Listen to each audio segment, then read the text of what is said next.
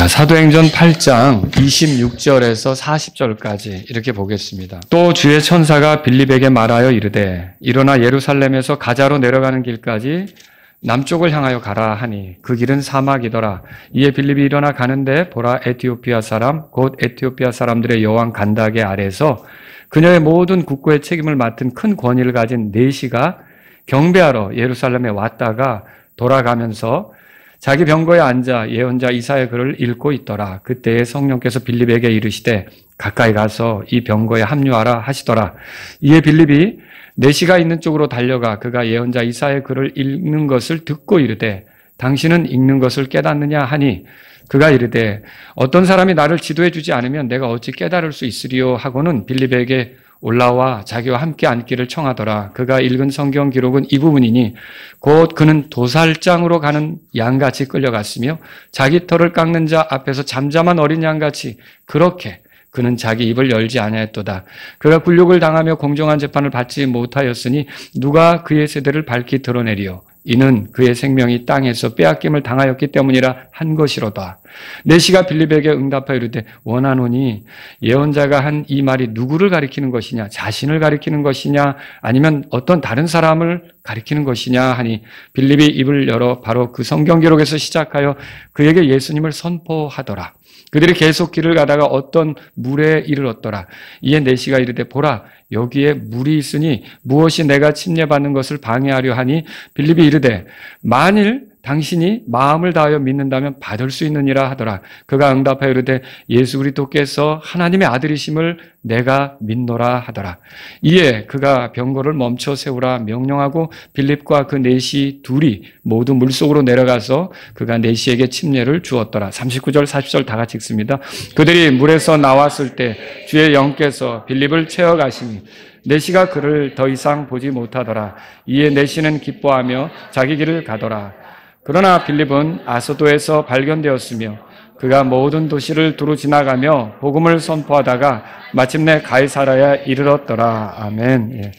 자, 오늘은 에티오피아 내시를 향한 전도 이런 제목으로 말씀을 드릴게요. 이 사도행전 8장 요 부분 우리가 오늘 읽은 부분은 그 에티오피아 내시가 어떻게 구원받았는지를 설명해 주고 있어서 우리가 복음을 전할 때도 잘 사용할 수 있는 본문입니다. 그래서 여러분 가운데 당신은 에티오피아 내시와 같은 사람이 아닙니까? 이 설교를 제가 일전에 했기 때문에 그것을 이렇게 이제 다시 들어본다든지 또 누구에게 전도할 때 특히 교회에 다녔지만 구원받지 못한 사람의 경우는 이 본문을 설교하는 내용을 이렇게 전달해 주셔서 도움이 되게 할 수도 있습니다. 여러분도 묵상하고 충분히 그 교회 다니지만 구원받지 못한 사람에게 이 본문을 가지고 복음을 전할 수가 있겠습니다. 근데 오늘은 거기에 초점을 맞추지 않고 빌립이 하나님을 섬기잖아요. 예수님을 섬기는 주님의 사람이 아닙니까? 이렇게 이제 주님을 섬길 때 어떻게 섬기는 것이 적절하게 섬기는 모습인지를 이 본문이 보여주고 있거든요. 그래서 제가 여러분하고 같이 살피려고 하는 내용은 그겁니다. 저와 여러분들이 다 주님 섬기는 사람들이죠. 어떻게 우리가 주님을 섬기는 것이 정말 제대로 주님을 섬기는 걸까? 이거를 이 말씀에서 찾자는 거죠. 여기서 제가 여러분에게 한 3가지로 정리해서 말씀을 드리려고 해요. 자, 이 본문 안에서 뭐 여러 가지로 말할 수도 있어요. 다른 본문을 통해. 하지만 이 본문 안에서는 3가지로 여러분에게 말씀드릴게요. 첫 번째는 뭐냐면 주님의 뜻에 순종하라는 거죠. 그러니까 주님을 섬기는 사람은 어떻게 해야 된다는 겁니까? 네, 주님의 뜻에 순종해야 된다는 거죠. 26절에 보세요. 또 주의 천사가 빌립에게 말하여 이르되 그랬어요. 주의 천사는 뭐죠?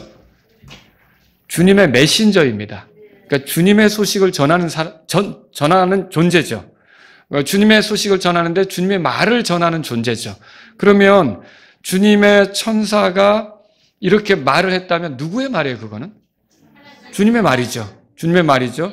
그러니까 주님의 천사가 와서 빌립에게 이렇게 했던 거는 주님이 그 말을 하셨다. 그렇게 볼 수가 있는 거죠. 자, 그런데 그 주의 천사가 빌립에게 뭐라고 말했습니까? 여기 보니까 일어나 예루살렘에서 가자로 내려가는 길까지 남쪽을 향하여 가라 하니 그 길은 뭐라고 돼 있어요? 자, 여기 이제 어디로 가라는 거예요? 한마디로 말하면? 네, 사막으로 가라는 거죠. 그런데 여러분, 여기로 빌립을 가라고 하면서 거기 가면 어떤 사람을 만날 거야. 뭐 자세히 알려줍니까? 아니에요. 그냥 가라는 거죠. 근데 이게 사실 거기에 뭐가 있는지도 모르고 사막으로 가라니 사막에서 사람을 찾을 수 있을까? 아니 우리가 이제 그 외국에서도 이렇게 어디 이렇게 다른 지역에 선교를 가잖아요. 선교를 갈 때 우선 주 목표 지역으로 삼는 게 도시입니다. 도시. 도시에는 사람들이 많잖아요. 그리고 도시에서 아주 튼튼한 교회를 세워서 또 그 시골로까지 이렇게 번져가도록 그렇게 하는 거거든요. 그러면 여러분 복음을 전하려면 사람이 필요한 게 맞죠. 사람이 들을 사람이 있어야죠. 그런데 지금 어디로 가라고 하는 거예요? 사막으로 가라는 거예요. 막막한 사막으로 가라는 거예요. 이게 빌립이 이게 이상할 수도 있는 거예요. 사실은 여러분이라면 갑자기 저기 임동선 목사 보고 저기 마라도로 가서 선교를 하라 그러면 마라도? 왜 거기로 가야 되지? 마라도? 사람이나 몇 명 있길래? 이렇게 생각할 수 있는 거라는 거죠. 그런데 빌립의 태도가 어땠는지 봅시다. 빌립은 사막에 어떤 필요가 있는지 자기가 이해되기까지 가지 않겠다고 했습니까? 아니에요. 또 이미 그가 사마리아 쪽에서 사역을 했잖아요. 사마리아에서 예수님을 믿게 된 사람들이 많이 늘어났죠. 그 도시가 큰 기쁨에 쌓였다고 했으니까 믿게 된 사람들이 많다고요. 그런데 빌립이 이 사람들을 놔두고 가라고요? 이 사람들을 양육해야죠. 이 사람들을 지도해야 되지 않습니까? 이렇게 하면서 가지 않았습니까?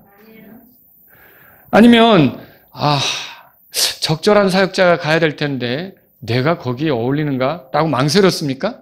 그것도 아니에요. 여기 보세요. 이 본문 말씀에 보면 일어나 예루살렘에서 가자로 내려가는 길까지 남쪽을 향하여 가라 이랬잖아요. 그러니까 27절에 이렇게 되어 있어요. 이에 빌립이 일어나 가는데 뭐예요? 한마디로 단순하게 순종했다는 뜻입니다. 자기의 생각, 내가 이거 이해하기 전까지는 난 못하겠어. 나 이거 왜 사막으로 보내는 거야? 사람도 없는 그곳에 가서 뭘 하라는 거지? 이렇게 하면서 거기서 따지고 망설이고 머뭇거리고 그러지 않았다고요. 주님의 말씀이 그리로 가라 하니까 거기가 사막이든 어디든 어떻게 한 거예요 지금? 간 거예요. 거기서 누구 만났습니까? 오늘 에티오피아 사람 네시를 만나게 되는 거죠. 자, 여러분 우리 아이들이 오늘 요절암송을 제 설교 내용에서 어떻게 알고서 이렇게 했더라고요. 바울이 2차 전도여행을 할 때 바울의 관심은 어디였냐면 소아시아 지역이었어요. 지금의 터키 지역을 다니면서 먼저 세웠던 그 교회들 있잖아요. 1차 전도여행 때 그 교회들도 돌아보고 그렇지 않은 주변 지역에 가서 복음도 전하고 이렇게 할 생각이었는데 자꾸만 길이 막히는 거예요. 그리고 드로아라고 하는 곳에 도착했을 때 거기서 환상 하나를 보게 돼요. 어떤 환상이냐? 저 마케도니아 사람 하나가 마케도니아로 건너와서 우리를 도우라. 이런 환상이었어요. 여러분 이 환상은 누가 준 걸까요? 주님이 준 거죠. 주님은 주의 천사를 보내실 수도 있고 환상을 사용할 수도 있잖아요. 이렇게 해서 바울에게 이제 자신의 뜻을 알려주는 거죠. 그런 일이 있고 난 후 환상을 보는 바울이 어떻게 했느냐? 어떻게 쓰는지 마케도니아로 건너가려고 했다고. 그러니까 그곳으로 가고자 힘썼다고 성경이 말하고 있어요. 그러면 바울은 그 환상을 보고 나서 어떻게 한 겁니까? 단순하게 주님의 뜻에 순종하려고 한 거죠. 그리고 마케도니아로 건너가서 누구를 만났어요? 루디아. 빌립보에는 루디아 만났잖아요. 빌립보 감옥에 간수도 만나고요. 그 사람들이 다 예수님 믿게 되죠? 거기만이 아니에요. 마케도니아, 그리고 데살로니가, 그리고 나중에 아가야, 그리고 아테네, 아가야, 그리고 고린도. 이런 지역까지 가서 여러 사람들에게 복음을 전하는 그런 일이 있었다는 거죠. 그래서 저와 여러분들이 주님을 섬길 때 주님의 뜻에 순종해야 된다는 걸 기억해야 돼요. 이게 내가 하고 싶은 대로 하는 사역이 아니라는 거죠. 내가 원하는 대로 하는 사역이 아니라는 거죠. 내가 이해가 되어야만 하는 사역이 아니라는 거죠. 어느 때는 내가 왜 저 사람을 섬겨야 되는데? 내가 왜 저 사람을 위로해야 되는데? 나 저 사람한테 지난번에 상처받았는데. 내가 왜 저 사람한테 잘해줘야 돼? 근데 단순해요. 오늘 아침에 들었죠. 서로 사랑하라. 서로 위로하라. 서로 세워줘라. 예, 이런 그냥 단순해요. 난 이해가 안 가요. 내가 왜 그런 사람에게 그렇게 해야 되죠? 그래도 주님의 뜻이 그러하다면 여러분과 저는 어떻게 됩니까? 단순하게 순종해야 돼요. 그리고 이렇게 단순하게 순종했을 때 가서 하나님이 나를 통해 하실 일이 있었잖아요. 그죠? 이 에티오피아 사람 네시에게 복음을 전할 기회가 빌립에게 주어진 거고, 마케도니아로 건너가서 거기 루디아나 빌립보 간수에게 복음을 전할 기회가 바울에게 주어진 거죠. 우리가 이런 걸 생각한다면 계속적으로 주님께 쓰임받기를 원한다. 주님의 도구가 되기를 원한다. 주님이 나를 통해서 일하기를 원한다. 그럴 때 여러분과 제가 늘 삶에서 가져야 될 자세는 뭐냐면 주님의 뜻에 단순하게 순종하라. 단순하게 순종하면 그런 좋은 열매들, 좋은 결과들을 보게 될 거라는 걸 기억하시기 바랍니다. 두 번째로 드리고 싶은 말씀이 있어요. 자, 첫 번째는 주님의 뜻에 순종하라. 두 번째는요, 주님을 증언하라. 주님을 증언하라. 주님을 섬기는 자들은 다 주님을 높이고 드러내는 자들이어야 한다는 거죠. 주의 천사가 이끄는 대로 가다가 빌립을 만난 사람이 누구라고요? 에티오피아 사람 네시였죠? 예, 네시를 만났어요. 그 사람이 어떤지 여기 27절부터 소개되고 있어요. 자, 그 사람은 어떤 사람입니까? 일단 27절에 보니까 에티오피아 사람 여왕의 그 국고를 맡은 책임자예요. 뭐 오늘날로 말하면 한 나라의 뭐 재정부 장관 같은, 그렇게 그 어떤 그 국가의 그 돈, 이런 모든 것들을 관리하는 그런 위치에 있는 사람이라고 할 수가 있는 거죠. 또 27절 그 뒷부분에 보면요, 경배하러 어디 갔다가 가는 거예요? 예루살렘에 갔다 가는 거죠. 여러분이, 글쎄, 여기서 지금 제일 멀리서 예배드리러 오신 분이 누굴까요? 여기서? 유수자매님, 당진에서 오셨군요. 당진. 제일 멀리서 오셨어요. 근데 이 에티오피아 사람 네시가 사는 곳하고 예루살렘하고 거리는, 미안합니다, 인천하고 당진 거리는 아무것도 아니에요. 거의 1000km가 넘어가는 그런 굉장한, 에티오피아에서 수단 거쳐서 이집트 거쳐서 이스라엘로 들어가야 되는 거거든요. 이게 어마어마한 긴 여행이에요. 이거는 며칠 새 할 수도 없어요. 그때 뭐 비행기 편이 있어요? 없어요. 없죠. 뭐 고속 열차가 있는 것도 아니고. 그러면 뭐 아주 음식물도 싸가지고 가야 돼요. 가다가 먹어야 되잖아요. 가다가 뭐 휴게소가 있는 것도 아닐 테고. 그죠? 오늘날 여행할 때는 그 휴게소 들리는 맛이 있지만 이때는 그런 것도 없어요. 그냥 자기가 다 준비해가지고 가면서 먹어가면서 여행을 해야 된단 말이죠. 그런데 이게 1000km가 넘는 그 거리를 예배를 드리러 예루살렘에 갔다. 그러면 어떻게 생각하세요? 하나님을 향한 열심이 대단한 거 아닙니까? 네, 하나님을 향한 열심이 대단하다, 이렇게 생각할 수가 있는 거죠. 이 사람 정체가 뭘까? 이제 에티오피아 사람이지만 유대교로 개종을 했거나, 아니면 여러분 그 역사 속에 보면 솔로몬하고 세바의 여왕 아시죠? 이 세바의 여왕하고 열왕기상 10장에 보면 서로 만난 일이 있잖아요. 그때 다 이제 받아가지고 갔는데, 그 세바의 여왕이 가서 낳은 그 후손들이 어떻게 보면 솔로몬의 피가 흘러가는데 그 사람들 중에 하나가 아닐까, 이렇게 생각해 볼 수도 있는 거고요.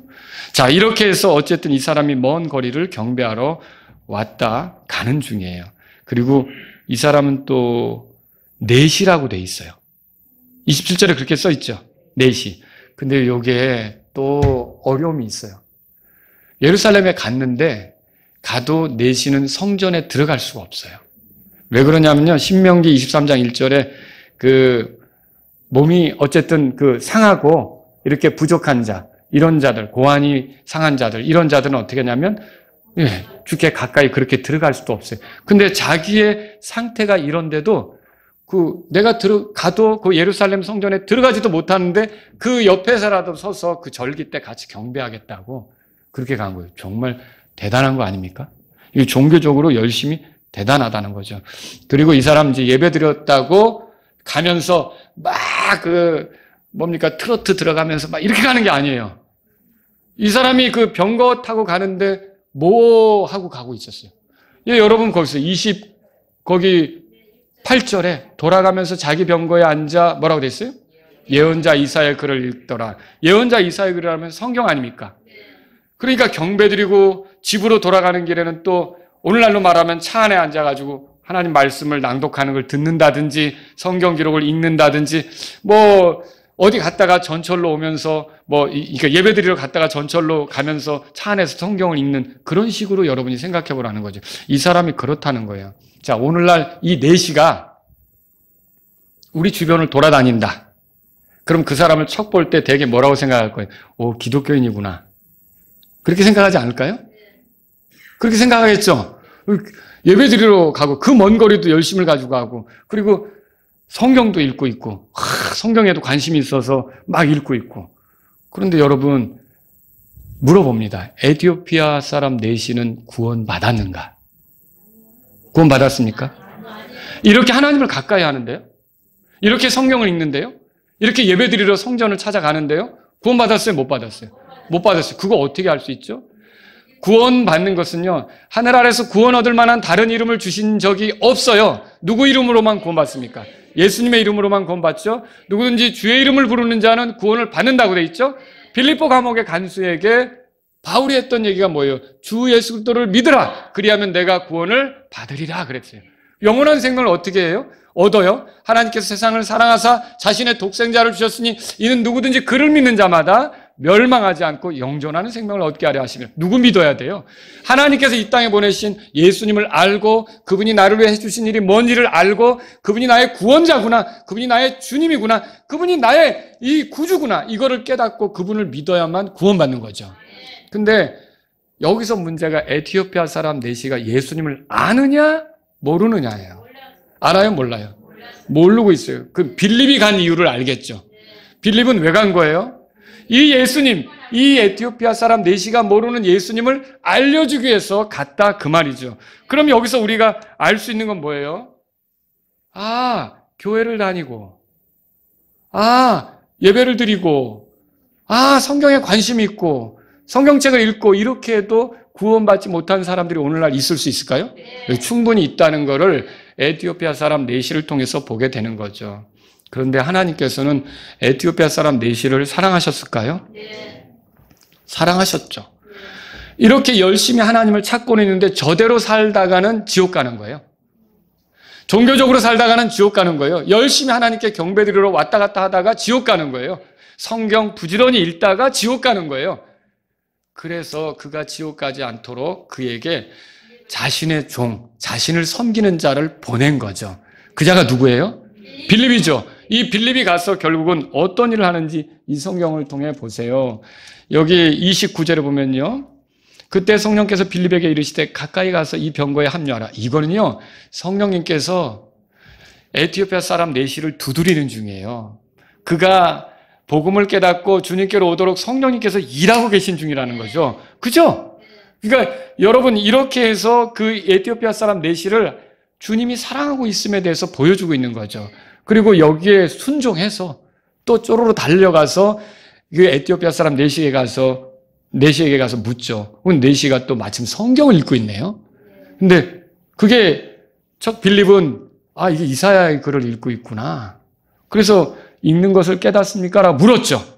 그 물었더니 31절 대답이 이렇죠. 다 같이 읽어볼까요? 그가 이르되 어떤 사람이 나를 지도해 주지 않으면 내가 어찌 깨달을 수 있으리요 하고는 빌립에게 올라와 자기와 함께 앉기를 청하더라. 여러분들이 성경책을 딱 여는 순간부터 모든 걸 깨닫기 시작했나요? 누가 성경 좀 읽어보세요라고 줬는데 졸려. 왜 이래 이거? 뭔 말이야 도대체? 뭔 난 게 그렇게 많아? 자꾸 나대. 뭐 이렇게 하고요. 도대체 이게 무슨 말이지? 이게 성경이 잘 이해되는 책이 아닐 수 있다는 거죠. 구원받지 못한 사람 이거 탁 주면은 처음부터 이야 이렇게 하는 게 아니에요. 야 어렵다. 이게 무슨 말일까? 저도 어려서부터 교회 다녔지만 성경을 그냥 처음 대하는 순간부터 탁 이해했다. 이렇게 말할 수 없는 거죠. 지도해 주는 사람이 있어야 돼요. 지도해 주는 사람이 있어야 되는 거죠. 그래서 이 에티오피아 사람은 마침 뭐 좀 아는 것 같으니까 좀 올라오실래요? 내 병거로 같이 가자고. 병거로 올라와 앉으라고 이렇게 부른 거죠. 그래서 올라가서 앉았는데 마침 이 사람이 이사야서 이게 여러분 성경 읽었으면 지금 이 에티오피아 사람 넷이가 구약의 어디를 얘기하는 것 같아요? 이사야는 맞죠? 여기 힌트가 있죠. 이사야 몇 장이에요? 예, 잘하네요. 여러분 이게 53장에 있다는 거 아시죠? 이게 이사야서 53장의 내용을 읽고 있는 거였어요. 이렇게 읽을 때 여기 이렇게 되는 거예요. 자, 30절에 그가 읽은 성경 기록은 이 부분이니 곧 그는 도살장으로 가는 양같이 끌려갔으며, 여기서 중요한 표현이 도살장으로 끌려가는 양. 그 다음에 자기 털을 깎는 자 앞에 잠잠한 어린 양. 찾으셨어요? 자기 입을 열지 않은 그분. 그 다음에 33절에 보세요. 굴욕을 당하고 공정한 재판도 받지 못하고 그러면서 그의 생명이 땅에 빼앗김을 당하여 죽임당하는 거죠. 그렇게 공정한 재판도 받지 못하고 죽임당하고 이거 누구 얘기하는 건가? 이 내시는 궁금했던 거예요. 그래서 그걸 물은 거예요. 도대체 이걸 쓴 이사야를 얘기하는 건가? 도대체 누구 얘기하는 건가? 여러분은 알아요, 몰라요? 알아요. 이거 누구 얘기예요? 예수님이에요. 그러면 이사야가 어느 시절의 사람이죠? 예수님이 태어나는 것을 기점으로 해서 언제 살았을까요?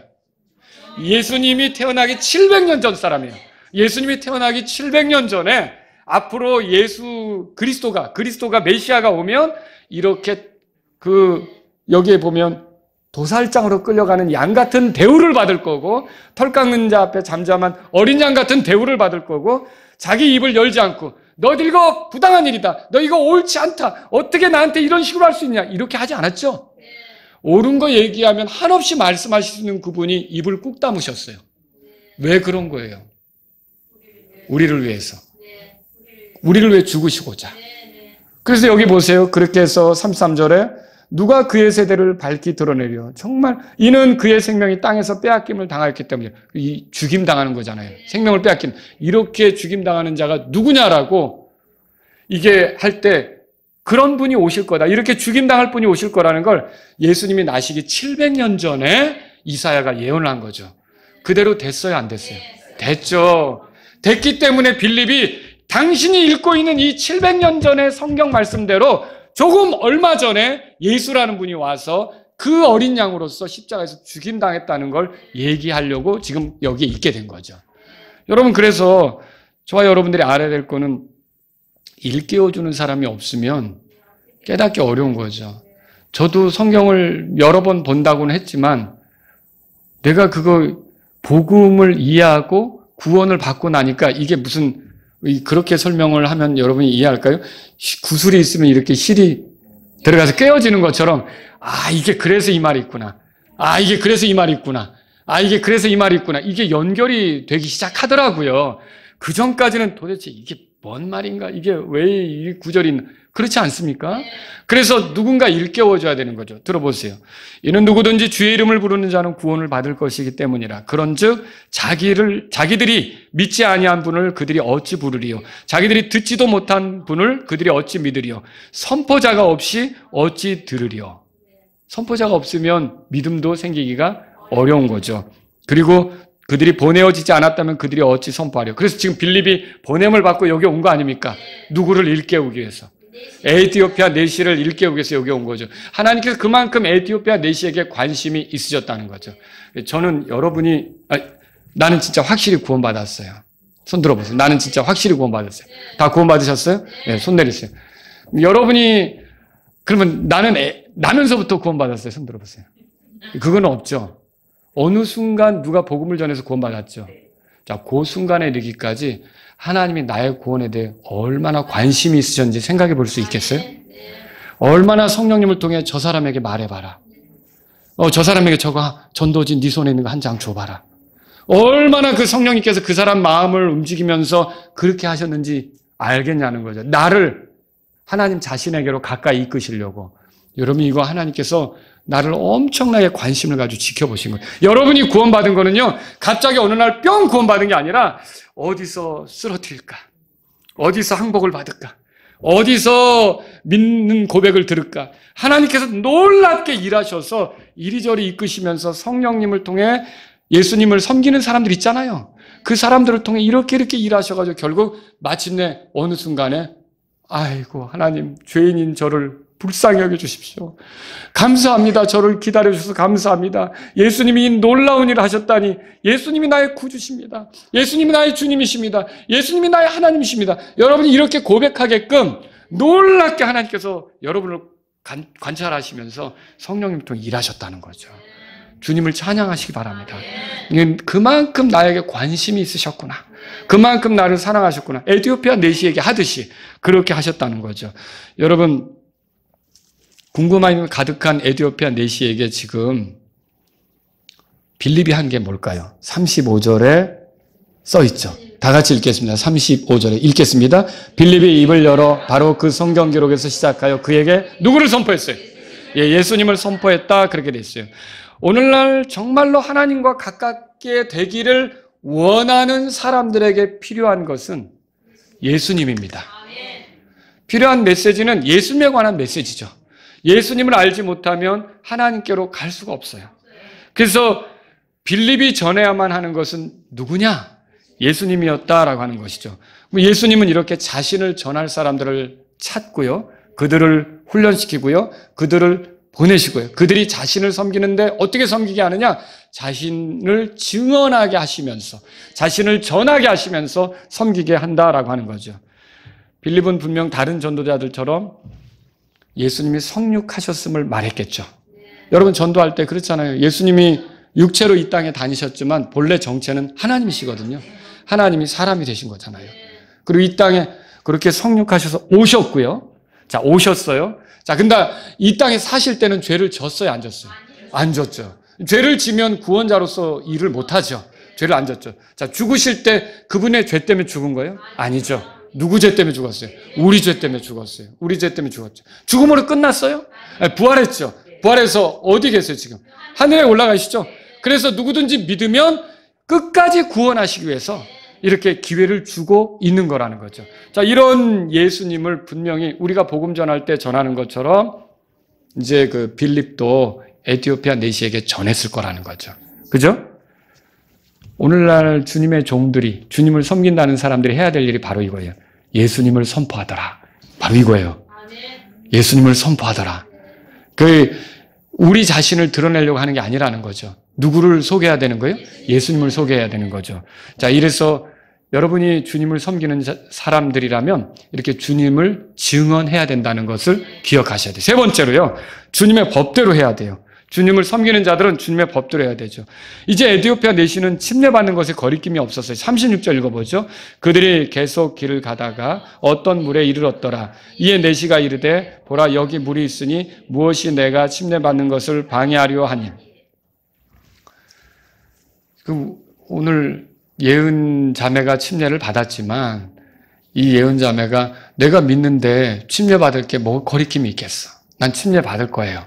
이게 자연스럽게 나오는 거죠. 그렇죠? 믿으면. 자, 그러면 이런 이제 얘기가 나올 수 있다는 건 어떻게 보면 빌립이 복음을 전하면서 당신이 믿는다면 그 고백으로 침례에 순종할 수 있다는 걸 얘기해 줬겠죠.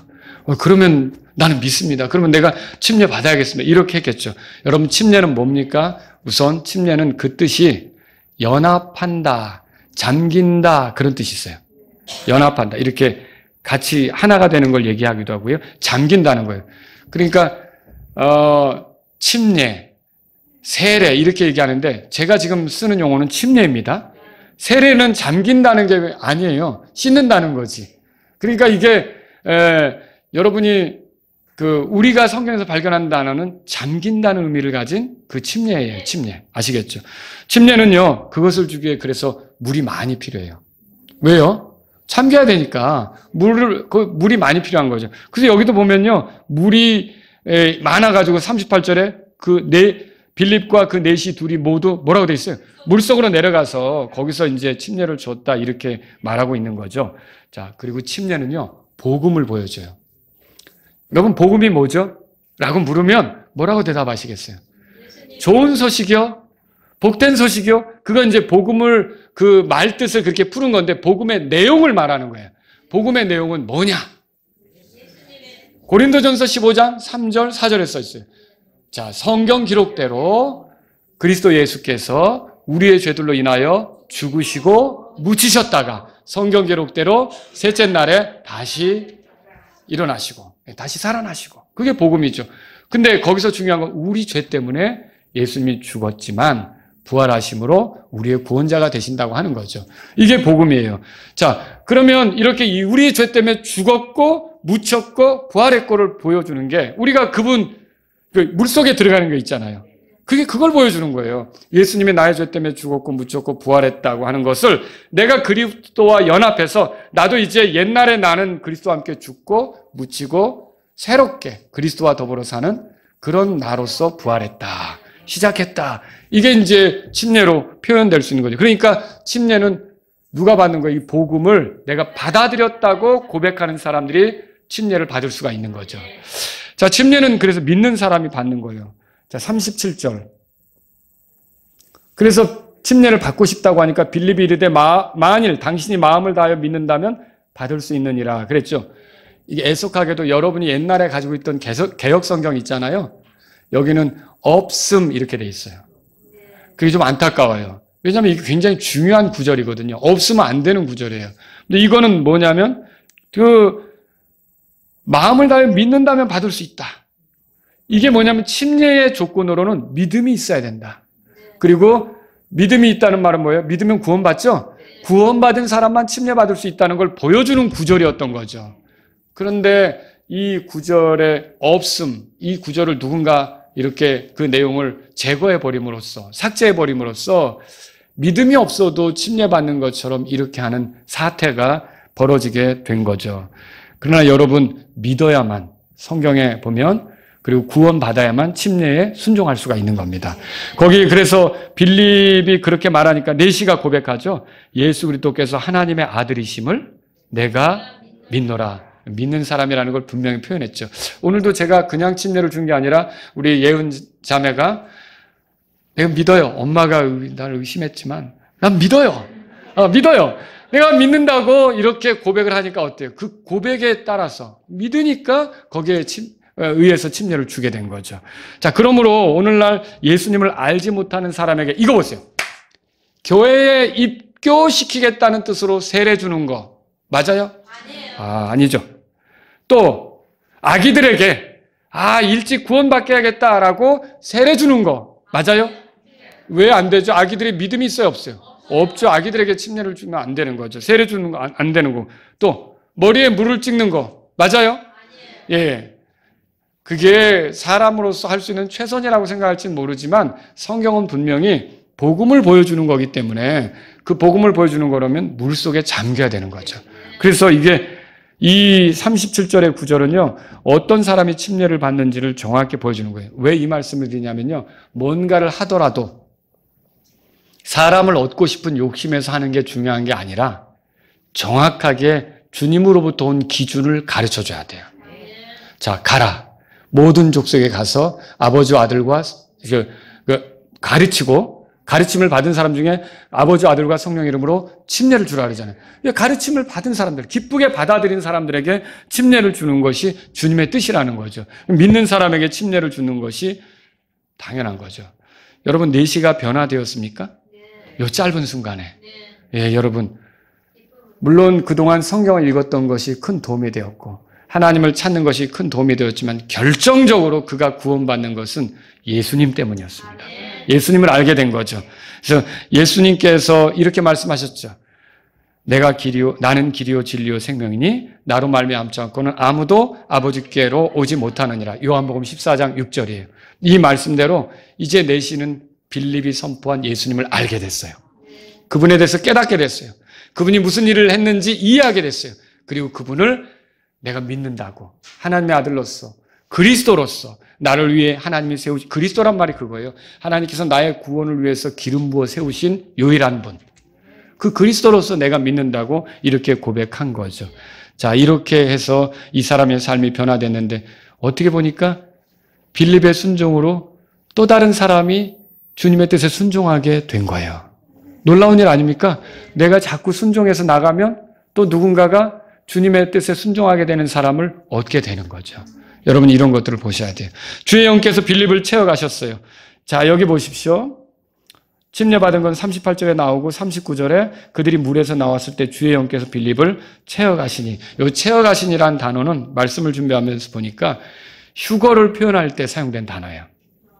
그리고 바울이 내가 14년 전에 저기 셋째 하늘 낙원이라고 하는데 거기에 올라간 거 얘기하잖아요. 그때 내가 하늘로 채어 올라갔다라고 표현할 때 그 채어 올라간 게 이 단어예요. 어떻게 보면은 이 단어는 자신의 어떤 그 의지하고 상관없이 놀랍게 그 누군가에 의해서 이렇게 끌려가는 거예요. 말하자면 끌려가는 거예요. 그런데 지금은 이게 빌립이 채 올라갔지만 위로 올라간 게 아니라 옆으로 갔어요. 나중에 아소도로 발견됐으니까 거기서. 그죠? 근데 언젠가는 이제 하늘로 데려가겠죠. 우리도 지금 그런 날을 기다리고 있지 않습니까? 예, 우리가 채 올라가게 될 그날이 곧 올 거예요. 그날을 기다리면서 우리가 살아야 된다는 거죠. 자, 그러면 아소도에 나타나서 빌립이 무슨 일을 했는가 보세요. 거기 40절에 다 같이 읽습니다. 그러나 빌립은 아소도에서 발견되었으니 그가 모든 도시를 두루 지나가며 복음을 선포하다가 마침내 가이사라에 이르렀더라. 예, 거기서도 뭐 하는 거예요? 이 주님을 증언하는 증인이 되어서 예수님의 복음을 선포하고 다녔다는 것이죠. 근데 여기에 아주 인상적인 표현 하나를 놓치지 말고 봐야겠어요. 39절 끝에 이에 내시는 뭐라고 돼 있어요? 기뻐하며 자기 길을 갔더라. 여러분, 이 기쁨은 어떤 기쁨일까요?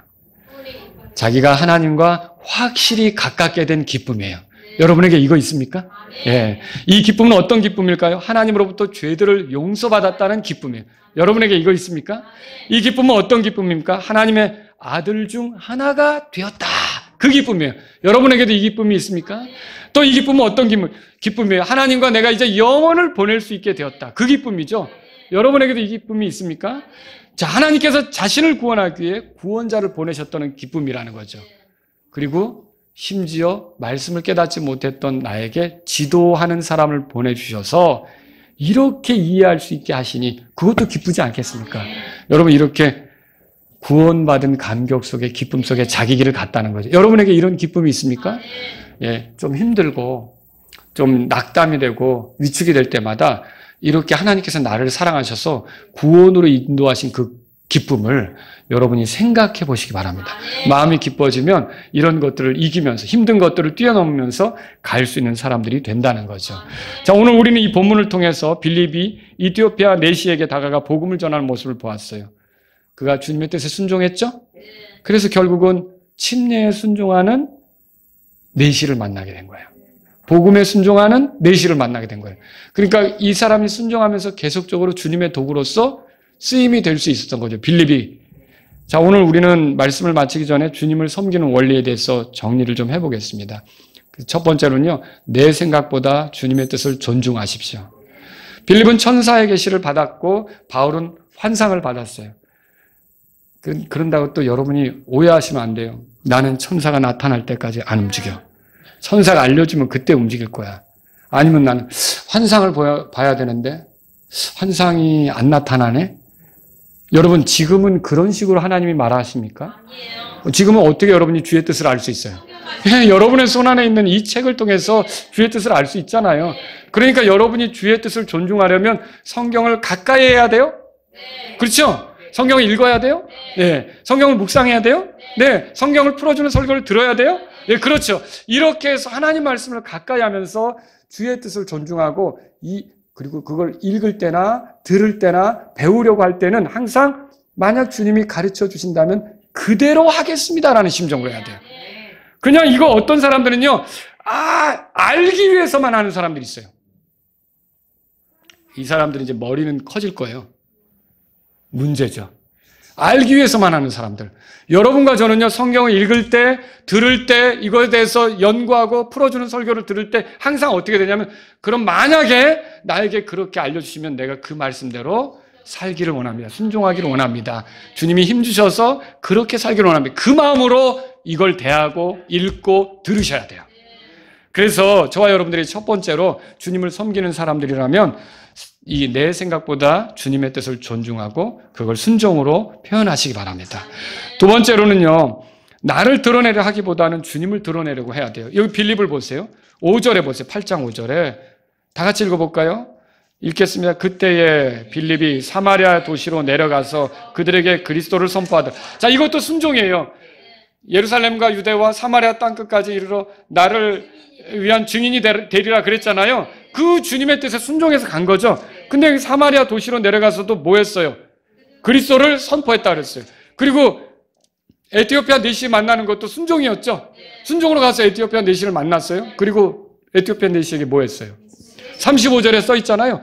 예수님을 선포했다. 아까는 그리스도를 선포했다. 지금은 예수님을 선포했다. 둘 다 다른 분입니까? 아야, 한 분이죠. 예수 그리스도를 선포했다는 말이에요. 그리고 여러분 40절에는 거기 아스도에서 발견되었으면 모든 도시를 두루 지나가며 선포했는데 뭘 선포했겠어요? 예, 복음, 예수 그리스도에 대해서 선포했다는 거죠. 그래서 저와 여러분들이 주님의 종이고 주님을 섬기는 사람들이라면 하나님께서 기회를 주시는 대로 누구를 선포하려고 해야 돼요? 예수님을 선포하려고 해야 돼요. 근데 오늘날 저번에도 말씀드렸지만 조심하라 그랬죠. 마치 자신을 하나님의 종인 것처럼 얘기는 하지만 그리고 하나님 어쩌고 저쩌고 얘기하지만 유튜브 같은데 이렇게 올라온 동영상 어떤 것들을 보면요. 자기가 마치 이렇게 영험한 존재인 것처럼 무슨 능력이 대단한 존재인 것처럼 자기만 하나님하고 뭐가 통하는 존재인 것처럼 그렇게 하면서 사람들이 다 자기를 주목하도록 그리고 결국은 이렇게 한마디로 말하면 자기 홍보죠. 여러분이 그런데 속으면 됩니까? 우리가 그런 식으로 살면 됩니까? 우리는 누구를 증언하기 위해 있는 겁니까? 예수님을 증언하기 위해 있는 거예요. 그러니까 우리의 나머지 삶은 어떻게 보면 예수님의 제자이기도 하거니와 사람을 낚는 어부로서 우리 나머지 생을 그리스도를 증언하기 위해서 기회가 나는 대로 예수님을 알려주기 위해서 여기 남아있다고 믿으셔야 돼요. 세 번째로요. 여러분과 제가 알아야 될 게 내 방식이 아닌 주님이 정한 방식으로 해야 된다는 거예요. 디모데후서 2장 5절에 적법하게 해야 왕관을 얻는다고 돼 있죠. 빌립은 아무에게나 교인 만들겠다고 침례 줬습니까? 그냥 일단 침례부터 받고 내가 설명하는 거 들어 이거였어요? 아니에요. 빌립은 어떻게 했어요? 주님이 원하는 방식을 따라 믿어야만 침례를 주려고 했고요. 또 그런 방식을 따라서 했다라고 하는 거죠. 사람을 더 얻겠다는 방식으로 내 생각대로 이렇게 한다. 옛날에 피터 와그너라고 하는 사람의 교회 성장학이라고 하는 강의가 대히트를 쳤던 적이 있어요. 그게 신학교에서도 배우고요. 그 사람이 쓴 책도 읽고요. 근데 이제 그게 뭐 같은 이제 그 책이냐면 꼭 비즈니스 이런 거예요. 그래서 예를 들어서 목회를 하는 사람도 코카콜라 한 병 더 파는 것처럼 그렇게 생각해야 된다. 마케팅 전략을 가져야 된다. 어떻게 저 사람이 우리 교회에 올까? 전략적으로 그렇게 해서 마치 한 사람이 더 내 코카콜라를 팔아주는 것처럼 그런 식으로 그 사람들이 뭘 원하는지, 뭘 그 구미에 당겨야 하는지 그런 거를 알아서 그 사람들에게 자꾸 줘야 된다. 여러분 맞아요? 아니에요. 복음을 전하는 건 그거 아니라는 거죠. 우리가 적법하게 하나님의 말씀, 이게 고린도전서 1장에 보면 선포가 이게 어리석어 보이는 것일 수 있어요. 표적을 구하는 유대인들에게나 지식을 구하는 그리스인에게는 이 말씀의 선포가 어리석은 것으로 보일 수가 있다고요. 하지만 십자가를 선포하는 것이 어떤 사람에게는 멸망에 이르게 하는 거지만 우리에게는 뭐예요? 하나님의 생명에 이르는 거잖아요. 그러니까 우리가 다른 사람에게 이 하나님의 말씀을 전하는데 항상 적법하게 하려고 해야 돼요. 이게 인간의 꾀를 써서 뭘 하려고 하기보다는 우리가 그래서 하나님의 말씀과 충돌하는 꾀, 이건 조심해야 된다는 거죠. 하나님 말씀을 저버리는 그런 꾀, 그런 방식, 이런 것들은 저버려야 된다는, 그런 걸 우리가 제껴야 된다는 거죠. 여러분, 그래서 하나님이 정한 방식으로 해야 된다는 겁니다. 네 번째로 내 기쁨보다 다른 사람의 기쁨을 위해 수고하십시오. 오늘 아침에도 말씀을 전했지만요. 다른 사람을 생각하라. 다른 사람의 기쁨을 생각하라 하니까 다른 사람이 우리의 주인입니까? 그건 아니죠. 우리 주인은 누구예요? 예수님이죠. 바울이 그랬잖아요. 갈라디아서 1장에서 내가 사람들을 기쁘게 하면 그리스도의 종이 아니니라. 또 그걸 극단적으로 생각해서 사람들이 기뻐하는 건 난 상관없어. 이렇게 생각하면 안 되는 거죠. 뭐예요? 우리가 복음을 전했을 때 누군가 구원받으면 그 사람에게 기쁨이 있을까요? 저도 이렇게 설명할 수가 있어요. 제가 막 답답하고 이렇게 살다간 지옥에 갈 수밖에 없고 어떻게 하면 좋을까 막 이러다가 복음이 들어오니까 딱 여기서 기쁨이 솟구치는데요. 여러분 그랬어요? 네. 기쁨이 있잖아요. 기쁨이 있는 거예요. 그러니까 누군가에게 복음을 전하면 그 사람에게 기쁨이 있을 수 있다는 거죠. 여러분과 제가 그런 걸 알 때 다른 사람을 기쁘게 한다는 건 다른 게 아니라 그들에게 복음을 전하고 예수님을 알려주는 거다. 이렇게 생각하셔야 되는 거죠. 그리고 마지막으로요. 여러분과 제가 주님을 섬기지만 섬기는 건 제한적이에요. 이 말이 뭔 뜻이냐면 떠나야 될 때가 있다는 거예요. 어떻게 그렇습니까?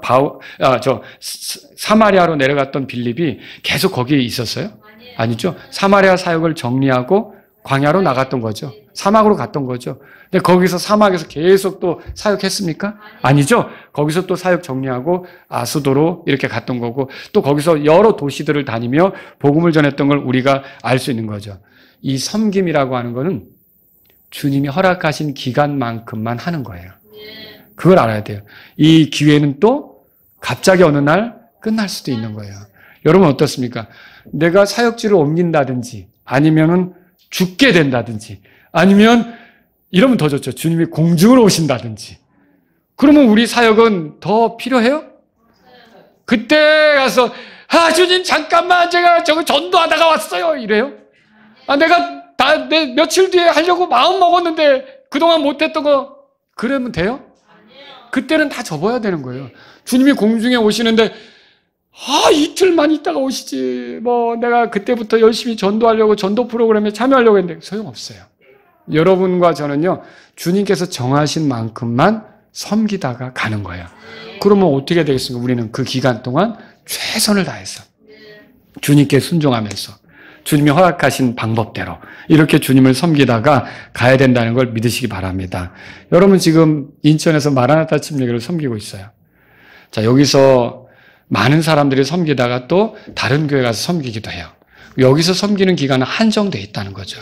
또 여기서 섬기다가 아예 회원권을 하늘로 옮기신 분도 있어요. 그죠? 이렇게 하늘로 올라가 있어요. 그분들은 계속 전도할 수 있어요? 그분들은 지금 우리 성도들을 섬길 수 있어요? 그 기회가 끝난 거죠. 우리도 그렇게 우리 기회가 끝날 줄로 알고요. 최선을 다해서 주님 사랑하시고 주님을 섬기는 저와 여러분들이 되시길 바랍니다. 다 같이 일어나시겠습니다.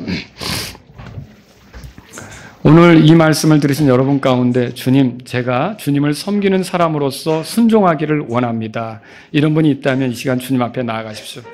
주님, 제가 주님을 섬기는 사람으로서 늘 주님을 드러내고 주님을 증언하는 사람이 되기를 원합니다. 이런 분이 있다면 이 시간 주님 앞에 나아가십시오. 주님, 내가 주님을 섬기는 사람으로서 그냥 성경과 충돌하는 내 꾀가 아니라 하나님께서 말씀으로 정하신 방식으로 섬기기를 원합니다. 이런 분이 있다면 이 시간 주님 앞에 나아가십시오. 오늘 이 시간에 주님, 다른 사람의 기쁨을 위해 섬기기를 원합니다. 예수님 받아들여서 기뻐하는 사람들이 나타나도록 섬기기를 원합니다. 이런 분이 있다면 이 시간 주님 앞에 나아가십시오. 내 섬김이 언제까지나 가는 무한정한 섬김이 아니라 제한적이라는 걸 알고 내게 주신 기회를 따라 최선을 다해 섬기기를 원합니다. 이런 분이 있다면 이 시간 주님 앞에 나아가십시오.